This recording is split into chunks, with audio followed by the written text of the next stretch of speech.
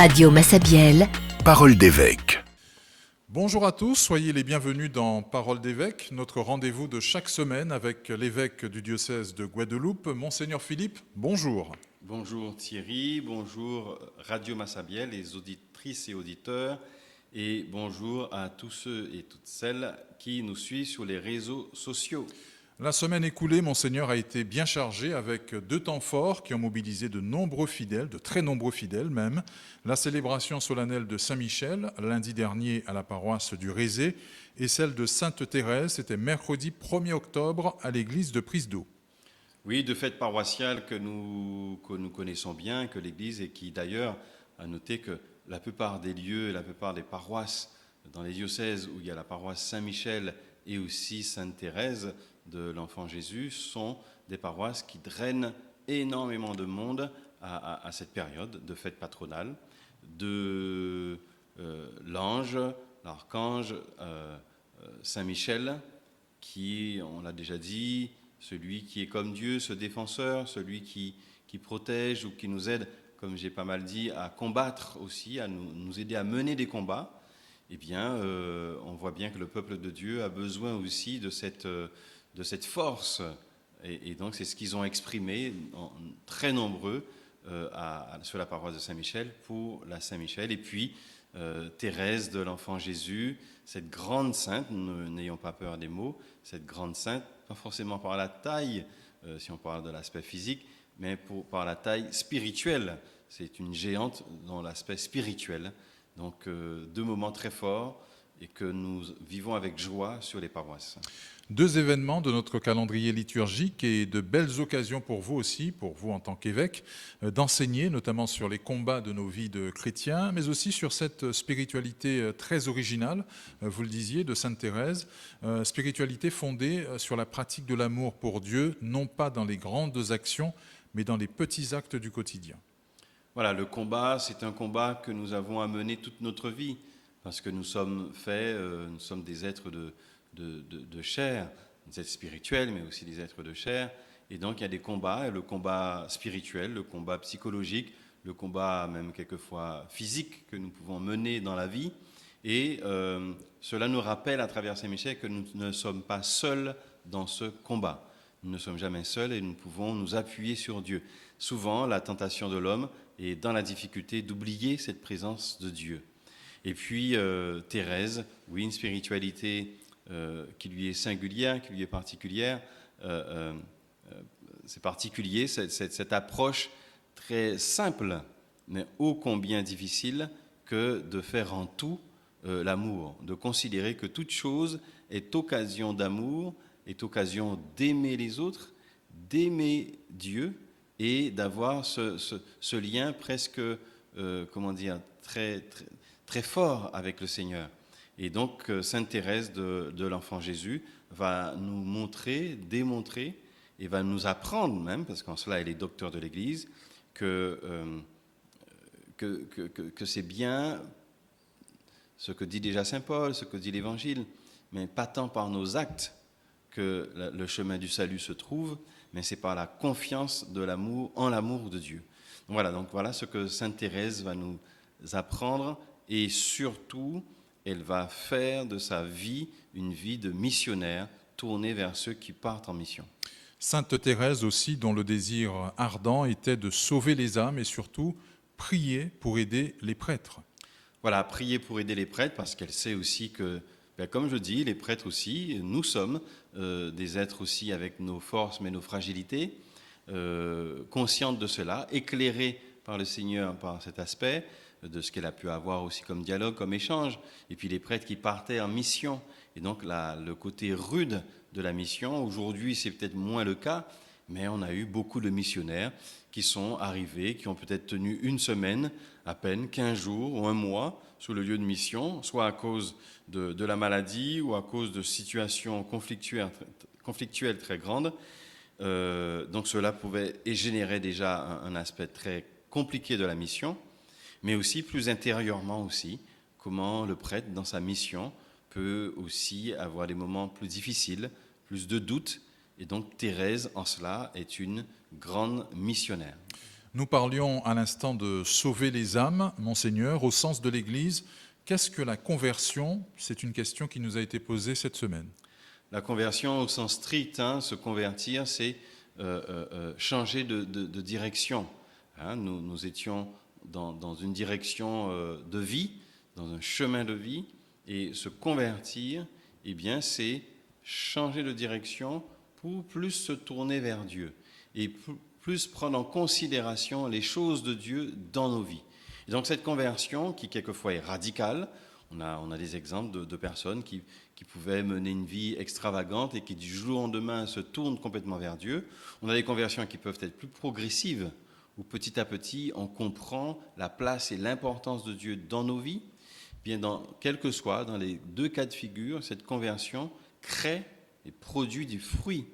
Un fruit qui se traduit dans la manière d'être avec soi, avec les autres, dans la manière de donner une priorité à Dieu dans la conception de notre vie et les rapports de choses dans nos vies, la dimension quelquefois plus éthique d'une vie, la plus morale d'une vie, et souvent aussi, très souvent, ce qui revient dans la dimension de la conversion, et qu'on retrouve, je m'excuse de citer souvent les lettres des catéchumènes, mais qu'on retrouve dans les lettres de catéchumènes, et bien de dire, mais le pardon a du sens.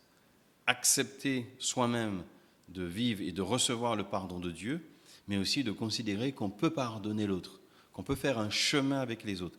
Donc cette conversion, c'est un peu tout cela, changement de vie, mettre Dieu un peu plus en premier, lui donner un peu plus la première place dans nos vies, et une conséquence quelquefois éthique, morale, dans le rapport avec les autres. Donc c'est un peu tout cela, la conversion, la parole de Dieu qui prend une place plus grande dans nos vies.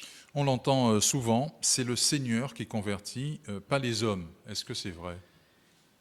Alors, oui, dans l'absolu, j'ai envie de dire théologiquement, c'est Dieu, c'est toujours Dieu qui agit dans les cœurs, Dieu qui sonde les reins, mais Dieu aussi agit évidemment à travers les autres, à travers nous. Nous sommes ses messagers, nous sommes ses porteurs. J'ai envie de dire, on en parlera tout à l'heure, ces anges, ces anges nous pouvons porter un message qui peut être quelquefois salvifique. Donc Dieu est celui qui sauve, celui qui convertit, dans le sens où il met dans notre cœur cette petite graine qui va pousser, qui nous dit, eh bien, change de vie, mets Dieu en premier, mets-moi en premier, quand c'est Dieu qui parle, et de dire, mais tu verras, ta vie aussi prendra un tout autre sens. Et, bien sûr, nous sommes ses témoins, nous sommes ses envoyés, et bien souvent, ça passe par une personne qui dit une parole, un prêtre qui célèbre une messe ou une homélie, une religieuse ou autre, ou une catéchiste, et ça passe aussi par nous. Très bien. Jeudi, au lendemain de la fête de Sainte Thérèse de l'Enfant Jésus, l'Église célébrait celle des saints anges gardiens. Peut-on rappeler ce que sont les anges gardiens? Pourquoi faut-il les prier? Et surtout, comment? Alors, c'est toujours un grand débat au sein de l'Église, la question des anges gardiens, mais ce qui revient souvent, c'est l'aspect un peu protecteur, protégé. Voilà. Ils peuvent nous protéger contre les dangers qui peuvent être physiques ou spirituels, parce qu'il y a des combats que nous pouvons mener, c'est vu un peu dans l'histoire de l'Église, une place de ces anges gardiens.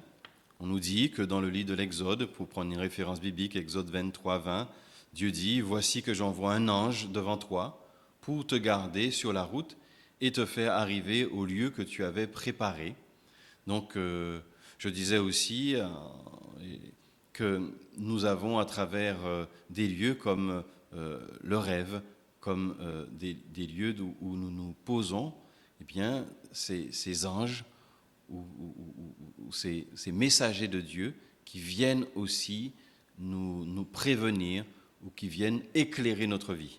Donc un côté protecteur qui peut nous inspirer, du coup, nous soutenir dans la prière et la relation avec Dieu. Mais ces anges, quand nous n'arrivons pas par nous-mêmes, nous pouvons les invoquer et demander cette aide, et puis conduire l'âme vers un peu cette vie éternelle, nous dire, mais nous sommes tournés vers la vie éternelle. Bon, nous pouvons vivre, entre guillemets, sans connaître spécifiquement nos anges gardiens, mais se pencher un peu sous cette question, et pourquoi pas. Et puis, comme je le rappelais, nous pouvons être les anges gardiens aussi les uns des autres, à leur image, être de ceux qui peuvent protéger, accompagner les uns et les autres dans leur chemin de vie, parce qu'il arrive que nous ayons des hommes et des femmes qui sont un peu perdus et qui ont bien besoin de quelqu'un, d'une épaule, d'une main tendue et d'une parole prononcée qui les aide à avancer. Durant cette même journée de jeudi, à l'évêché, vous avez consacré une bonne partie de votre temps aux prêtres nouvellement arrivés et installés au sein de notre diocèse. Ils ont par ailleurs célébré avec vous la messe de rentrée avec le personnel de l'évêché.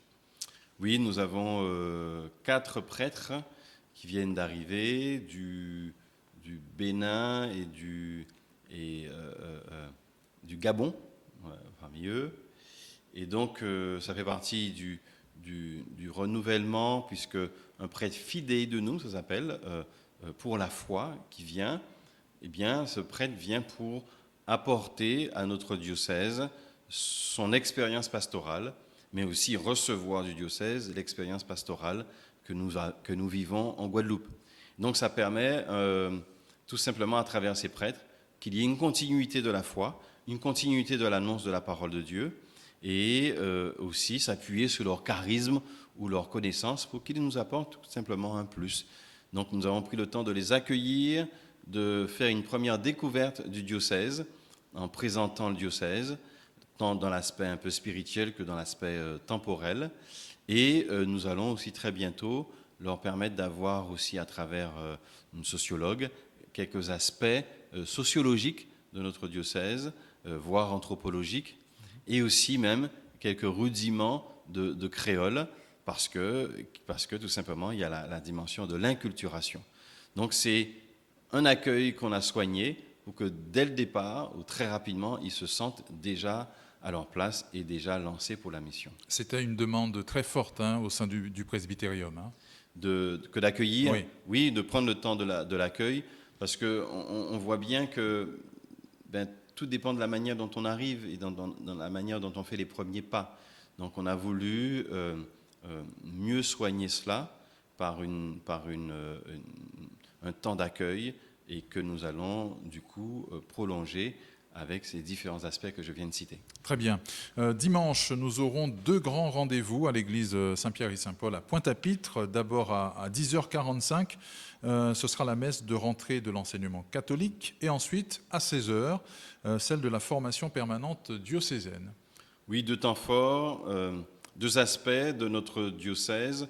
Il y a, à travers l'enseignement catholique, qu'en tant qu'évêque j'accompagne, nous réalisons une mission importante, à savoir de former des jeunes, des enfants, sur l'aspect humain, évidemment, et sur le savoir, mais aussi avec ce qui nous caractérise, avec bien sûr toute la liberté de celui qui arrive dans l'enseignement catholique, mais de proposer ce que nous estimons être de meilleur pour nous, c'est-à-dire proposer la foi, et cette proposition conduit à ce que les jeunes, soit ils approfondissent ce qu'ils vivent déjà, puisqu'un certain nombre arrivent en étant chrétiens catholiques, et d'autres qui ne se le sont pas forcément, mais parce que cela est proposé, peuvent découvrir aussi la beauté et la joie de la dimension chrétienne. Bien sûr, tout cela au sein de l'éducation nationale que nous représentons, mais avec la spécificité de l'enseignement catholique. Et donc, cette messe de rentrée fait suite à la rencontre qui a eu lieu la semaine dernière pour le lancement d'année avec l'ensemble du personnel administratif, du personnel des écoles catholiques, ce qu'on appelle l'OGEC, des enseignants, des directeurs et directrices. Voilà, nous avons fait des syndicats, nous avons fait un grand temps, un grand rassemblement. Et puis, nous avons aussi besoin de célébrer cela. Et donc, du coup, il y aura la messe avec les élèves, les parents, les enseignants, pour dire, mais c'est le Seigneur qui nous rassemble. Et démarrons l'année dans une dimension de prière, dans une dimension spirituelle et de sacrement. Et à cette occasion, on remet aussi les lettres pour les nouveaux directeurs.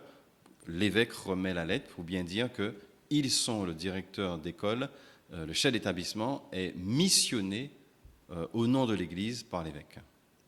Et puis il y a la formation permanente diocésaine à laquelle vous tenez particulièrement et qui semble susciter un bel intérêt avec pas moins de 250 inscrits. Être chrétien aujourd'hui, c'est aussi se former et donc la messe de rentrée le justifie pleinement. Oui, ça va un peu dans cette direction de la lettre pastorale qui évoquait la participation et le témoignage. Et cette dynamique de la formation diocésaine qui est de dire faisons de nous tous encore plus des disciples missionnaires. Nous le sommes déjà par le caractère de notre baptême, mais encore faut-il que nous puissions creuser qu'est-ce que cela veut dire disciple, qu'est-ce que cela veut dire missionnaire, qu'est-ce que cela engendre dans notre vie, à la fois de baptiser ou de consacrer, pour participer à la vie de l'Église, participer à l'annonce de l'Évangile. Donc il a besoin de comprendre le fonctionnement de l'Église, mais de mieux comprendre aussi ce que dit la Bible. Donc du coup, donc c'est avec force que nous redémarrons cette année de formation. Vous l'avez dit, nous sommes 250, c'était la semaine dernière. Je crois que nous allons nous approcher des 300 inscrits, mais il y a de la place pour tous par un système de doyenné, et donc la formation est au plus près des personnes. Donc n'hésitez pas, petits ou grands, venez vous inscrire. Nous avons besoin que nos laïcs aussi prennent une part importante à la vie de l'Église. Un rendez-vous à noter au début de la semaine prochaine à venir, ce sera mardi 7 octobre prochain. Les paroissiens de Vieux Habitants retrouveront enfin leur église Saint-Joseph du Bourg après plusieurs mois de travaux. Et vous présiderez d'ailleurs, Monseigneur, la messe solennelle de réouverture de cette église emblématique de notre diocèse à 18h30. Oui, emblématique parce qu'elle fait partie des plus anciennes. Hein. On est, nous savons, sur la Basse-Terre, mais sur cette partie de la côte, Baïf, Vieux Habitants, nous sommes parmi les tout premiers missionnaires qui arrivent, les Capucins, les Dominicains et autres. Donc on a un peu le début de la vie missionnaire. Et donc Vieux Habitants est répertorié parmi les toutes premières églises. Donc en cela, elle a un caractère, un cachet particulier. Puis c'est une très belle église. Et c'est là aussi que ça montre cette belle collaboration mairie-État pour que justement les lieux de culte qui appartiennent aux mairies ou à l'État puissent tout simplement rayonner et permettre aux fidèles de s'y rassembler, mais aussi, comme j'aime bien dire, tout le potentiel culturel et du coup même touristique que nos églises révèlent, parce que bien souvent les tour opérateurs mettent aussi les églises comme lieu de visite. Donc c'est un moment important que cette bénédiction, que cette réouverture, et surtout un moment important pour la communauté chrétienne qui pourra réintégrer son église. On a là une belle rénovation, un chantier d'un peu plus d'1,2 million d'euros. Un très beau chantier pour cette église classée, rappelons-le. Un très beau chantier où les acteurs tels que la région, avec son président qui nous permet justement de réhabiliter ces lieux. Donc quand on a l'occasion de remercier et de le dire, eh bien c'est ces collaborations avec l'État, la région en l'occurrence, pour cette rénovation. Et 1,2 million, ce n'est pas rien. Donc c'est aussi l'occasion de remercier le président en sa personne de M. Chalus. Cela s'accompagne d'un rite particulier ou pas ? Oui, il y aura, parce qu'il y aura par rapport au... Il y a l'ambon qui a été complètement refait, donc que nous allons bénir, et puis une partie de l'église, donc il y aura un rite de bénédiction pour à travers le mobilier ou autre, réintégrer et permettre la liturgie. Et puis on fera beaucoup aussi le rite de l'aspersion pour montrer aussi cette dynamique du baptême qui nous rassemble. En tout cas, c'est une joie pour notre diocèse, pas seulement pour la paroisse de Vieux Habitants. Oui, c'est une joie pour notre diocèse parce que, tout simplement, que l'évêque voit que ces églises sont réouvertes, ça a du sens.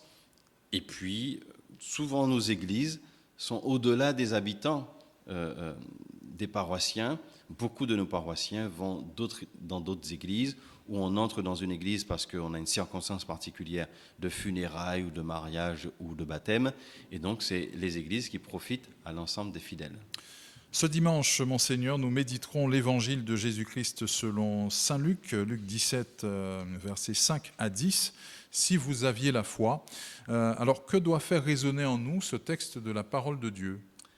C'est un passage important autour de Luc qu'on vient de citer. Je m'arrêterai beaucoup sur ce passage de Luc 17, 5, 10, qui est quelquefois difficile à entendre, cette notion de serviteur inutile. Hein, donc la traduction, on a plusieurs traductions qui est soit inutile ou voire même quelquefois bon à rien, ou le serviteur est vu comme celui qui est-ce qu'il apporte vraiment quelque chose.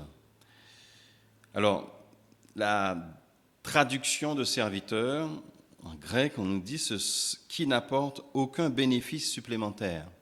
C'est-à-dire inutile, non pas à comprendre comme celui qui vraiment ne sert à rien. C'est pas vraiment, on pourrait entendre derrière le mot inutile, c'est plutôt serviteur qui n'apporte rien de supplémentaire.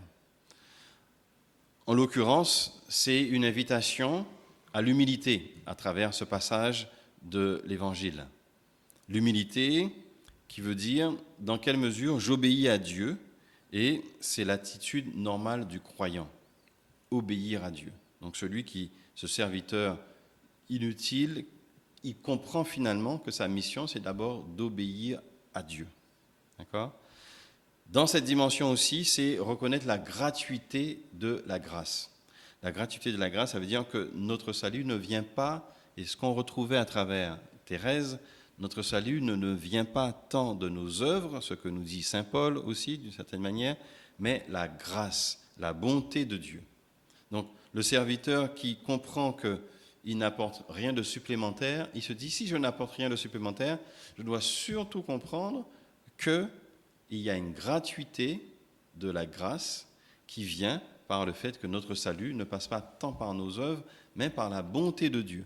Donc, comment je fais de telle sorte que moi-même, je m'aligne sur cette bonté de Dieu et je conduis les hommes et les femmes vers cette bonté de Dieu. Et puis, dans ce passage du serviteur inutile, c'est aussi dire qu'il est serviteur avant tout. Tu es d'abord serviteur. Cela veut dire que je vais agir sans rien attendre en retour. Je n'attends rien en retour et je vais agir par amour et par fidélité. J'agis d'abord par amour et par fidélité et je n'attends rien en retour. Donc quand le Seigneur prend cette parabole, insiste sur, voilà, toi, au départ on dit comment faire pour avoir une foi la plus grande possible. Il prend cette parabole pour conduire à serviteur inutile, mais surtout, prends ta condition de serviteur et agis en priorité par amour et fidélité. Et puis, c'est une demande qui doit être ajustée. C'est ce qu'on peut, et moi j'entends derrière un serviteur inutile. Une demande qui doit être ajustée, d'autant plus qu'au départ, au début de l'Évangile, c'est cette question, augmente en nous la foi, Seigneur. Un peu comme ces deux disciples qui disent, qui aura la place à côté de toi, Seigneur? Donc c'est des demandes qui ne sont jamais totalement ajustées, où les disciples ont un peu une petite idée derrière la tête. En fait, si on demande comment faire pour augmenter la foi, si j'ajuste cela à ma condition de serviteur, c'est pour dire afin d'être meilleur serviteur. Si je souhaite, et je comprends en quoi le Christ me dit tu es ce serviteur inutile, c'est qu'en fait, en comprenant que Dieu agit d'abord en premier dans ta vie, tu peux aussi, du coup, désirer grandir dans la foi et être un meilleur serviteur. Et puis, quels sont nos points de repère? Mes points de repère, je me suis souvent posé cette question, augmentons-nous la foi? Comment faire pour avoir une foi plus grande? Y a-t-il un appareil, j'aime bien dire ça, pour mesurer la foi? Sur quoi nous mesurons la foi? Je vois quelqu'un passer au bord de la route, ou je vois quelqu'un engagé dans la paroisse. Alors quelquefois les gens disent, ils prient tellement, ou ils semblent prier, ils semblent avoir une attitude, ou bien Monseigneur, ou vous êtes Monseigneur, ou bien vous êtes prêtre, ou l'abbé, ou Monseigneur, peut-être fort plus grand que nous. Mais à partir de quoi on mesure cela? Alors, peut-être qu'on peut mesurer cela dans la capacité à établir ma relation à Dieu. Voilà. Est-ce que je prends le temps de prier? Est-ce que je prends le temps de fonder ma vie et ma relation dans la prière? C'est peut-être une constante que je peux dire si dans ma vie de foi, j'arrive à ne pas lâcher la prière, à garder cela, c'est certainement un signe d'une foi aussi qui grandit. Alors, est-ce que aussi je crois profondément à ce que je vis, intimement? Est-ce que je le fais par habitude ou est-ce que je suis dans une conviction intime? J'entendais hier sur Radio Massabielle, qui, je rappelle, qui est une bonne radio à écouter, on prenait cet exemple de Sainte Faustine, je crois, qui disait, on parlait de la question de l'Eucharistie, et qui disait, ça m'a marqué, qui disait qu'à la limite, Sainte Faustine dit, quelqu'un qui va communier tout le temps, tous les jours, on ne sait jamais vraiment ce qu'on a sur le cœur et à quel point cette communion est totalement sincère et forte.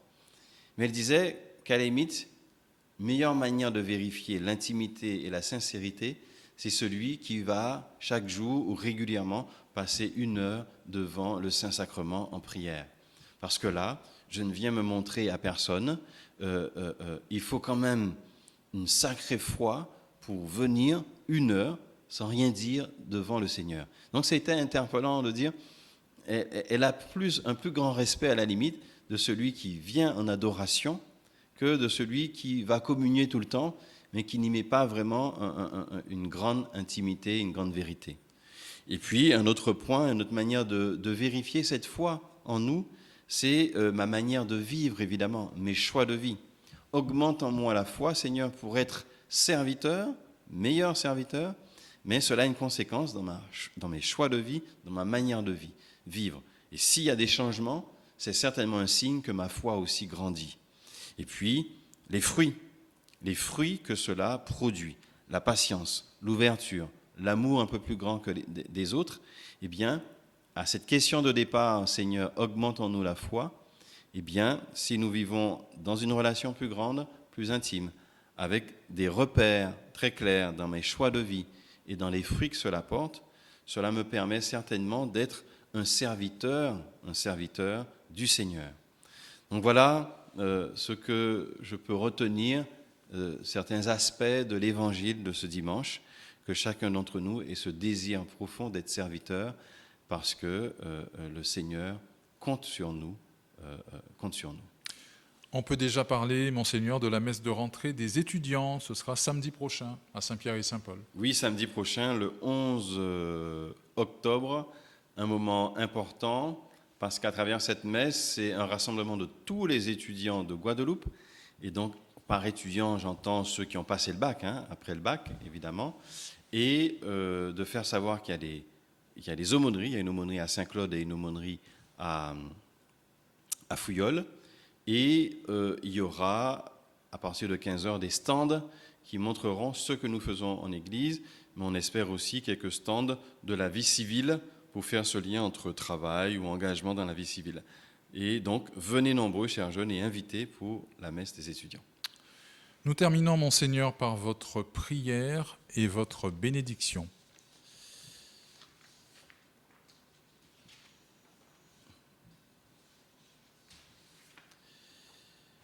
Au nom du Père et du Fils et du Saint-Esprit, Amen. Seigneur notre Dieu, tu vois nos peurs et nos doutes. Comme le prophète Habacuc qui t'appelait dans la nuit, tu nous appelles, tu nous rappelles que le juste vivra par sa fidélité. Apprends-nous à marcher avec confiance, même quand le chemin semble obscur. Seigneur Jésus, tu nous invites à avoir la foi, même petite comme une graine de moutarde. Augmente en nous cette foi fragile, pour que nous servions avec joie et humilité, sans chercher nos mérites, mais en reconnaissant que tout vient de toi. Esprit Saint, ranime en nous le courage et la force pour témoigner de l'Évangile avec audace, même au cœur des épreuves. Fais de nous des veilleurs attentifs, ouverts à ta parole et des témoins de ton amour au milieu du monde. Seigneur, que ta paix habite nos cœurs et que nous restions fidèles à toi, aujourd'hui et toujours. Amen. Et que Dieu Tout-Puissant vous bénisse, le Père et le Fils